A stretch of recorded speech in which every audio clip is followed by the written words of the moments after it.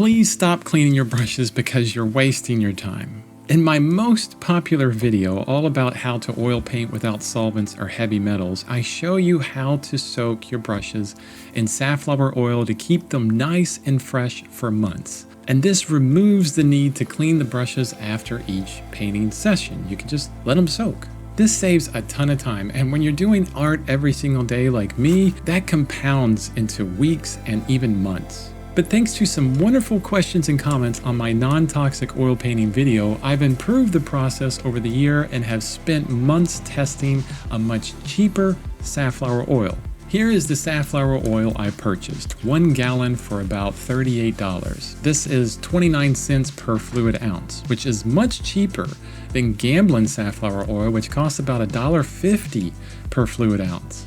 I mean, that's 5 times cheaper, and I have a whole gallon that will last me a very, very long time.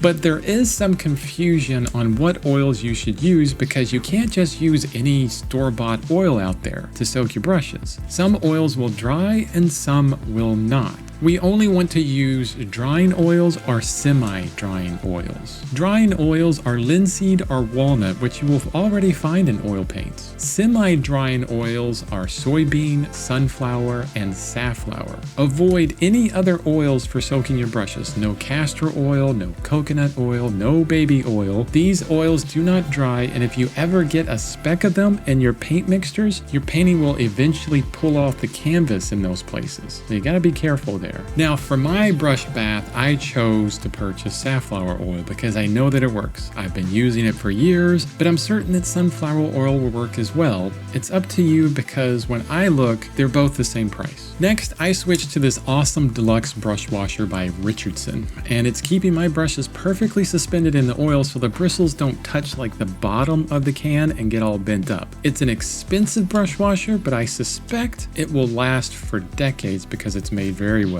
Now there was one comment that I got that certain brushes can't be soaked because they will just splay no matter what. I haven't experienced this, but there are a ton of brushes on the market out there that I don't know about or have ever used. I use hog hair bristles and synthetic monarch brushes, and there's no splaying issues from the bath for me, just from using them every day. That's what usually causes the problem.